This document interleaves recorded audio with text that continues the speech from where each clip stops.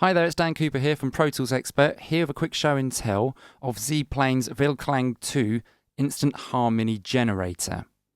Now, this is quite a comprehensive bit of software, so I'm going to show you the main features that sort of stand out to me, and also how this is more than just a instant harmony generator. It's also very, very good at pitch correction, timing issues.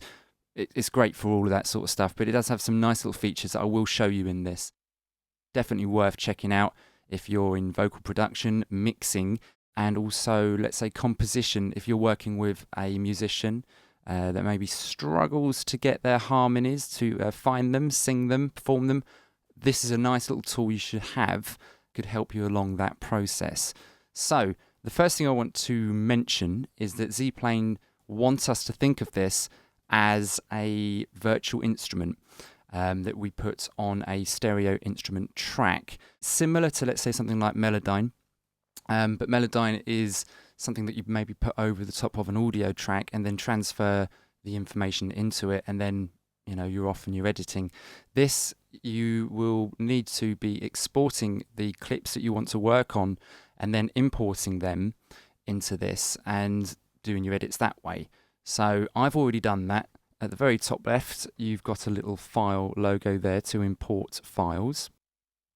When I use software like this, I like to consolidate clips from the very beginning of the timeline to where they are, so I know for peace of mind when they go into software like this, there's no mucking about. It's not going to be out of time. I don't have to shift things around. They're already aligned. So at the top left, we have a Ranger.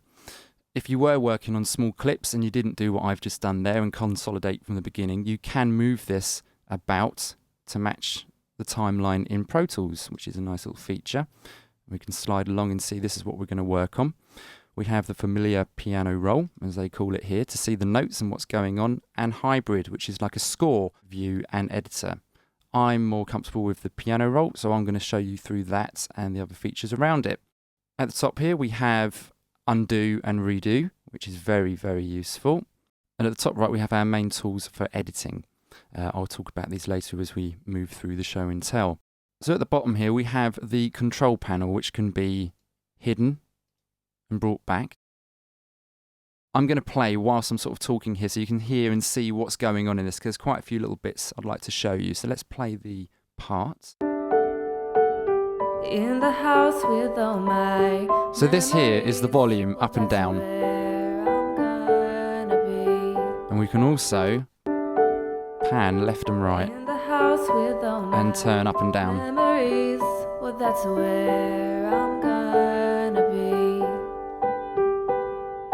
And for when you engage harmonise later at the top here, which we'll talk about soon, these greyed out areas will come in. These will be your second, third and fourth parts of harmony, and you can choose whether or not you want to pan things left, right, turn things up or down. Moving across, we have a few extra features here for getting things in tune. I'm going to move everything left and right and you can hear what's going on. So I'm going to start with tune. Let's pull it in.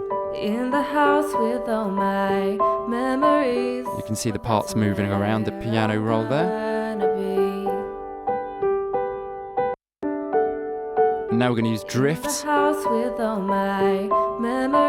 tighten it up. That there takes away any hint of vibrato, but doesn't completely auto-tune the sound, if you know what I mean.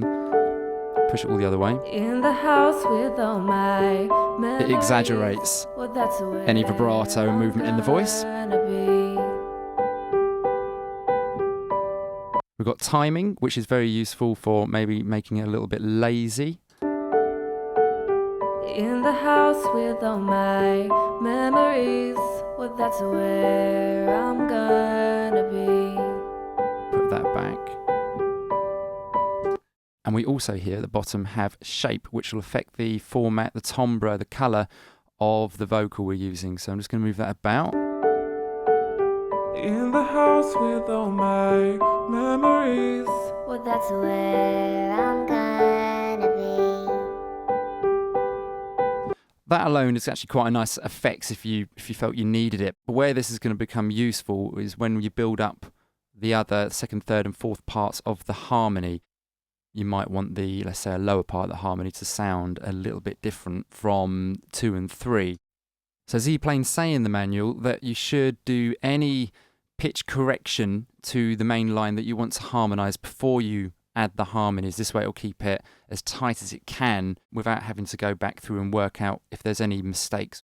Something I forgot to mention though at the beginning, when you do import an audio file, so let's say it's this clip here, it'll ask what's the key and what's the scale. So this is in G major, so I've set it to G major, and it should work out what's going on from there. So now I'm pretty confident that I've got this as tight as I can without getting too bogged down in finer edits. I'm now just going to simply hit the harmonise button at the top here. Okay, and our layout changes slightly and we get a few more features that pop up. And that pops up here under the harmony settings. Now our main vocal line is always going to be displayed in this yellowy orangey colour there, which you can see up here in the piano roll. Now I'm just going to hit play and we can have a little listen to what it's worked out for us with the key that we set when we imported the audio file to literally just hitting harmonise. Let's have a little listen. In the house with all my memories, well, that's where I'm gonna be. Okay, so that's worked out a 3-part harmony. We can choose here different versions. So I can go to 4. We get an extra colour, green. It looks like a top part. In the house with all my memories, well, that's where I'm gonna be. Okay, sounds a little bit all over the place. So there's a couple of nice features here on the right. The accordion, as I believe they like to call it. If we squeeze this down, it limits the range of the harmonies. So we've got it set on 4. I don't think we're going to end up with 4. I think it's too much. I'm going to go break it down to a 2-part. So we have the main line, which is the yellow, and a harmony on top, which is red. Now I'm going to limit the range because I want this to be simple so you can hear what's going on. In the house with all my memories, well, that's where I'm gonna be. Okay, that sounds a little bit more like it. Now, if we go back to the mixer, as I showed you earlier, we can place this in the stereo field left, right, up or down. So I'm just going to move that around so we can have a little listen. In the house with all my memories, well, that's where I'm gonna be. That's nice. So on to the control. As we saw earlier, we can do this for each part. So I'm now going to bring in the tune and the drift just to tighten these up a little bit together. House with all my memories, well, that's where I'm gonna be. So that does a nice job. Now, if I think that the main line can go back a little bit, can pull the drift, so that sounds a little bit more natural, and the harmony is a little bit more restrained. House with all my memories, well, that's where I'm gonna be. Which works quite well. Okay, now I've shown you the harmonise section of this. I want to show you the pitch correction side of it as well, because that is as important, if not maybe a little bit more, for someone like me that uses this for vocal production. So what I like about this is it is very familiar, like Melodyne or other ones. You can work very quickly with it, so you can zoom in as you'd expect with your mouse wheel. Scroll around. If you wish to move a note, you can hold Alt and slide up and down. You can double click on notes and it will zoom you in to that particular note, which is nice. We have a vibrato designer in this, which you can tap with V on the keyboard, or at the top you can select it. And very simply put, is that you can choose from the right here how you'd like your vibrato and how loud, how deep you'd like it. So I'm going to go for something like this. Let's just have a little listen. With all my memory. Okay, it's quite slow. Let's try and speed it up. With all my memories. Oh, Billy Goat vibrato there. But yeah, you can really lose yourself in this. Can make some nice effects to the vocal that could be unnatural, but can work for what you're working on. So yeah, thanks for watching. This is a really nice plugin. I really strongly recommend that you get the demo of this, get your hands on it, have a go, have a play, and get going with it.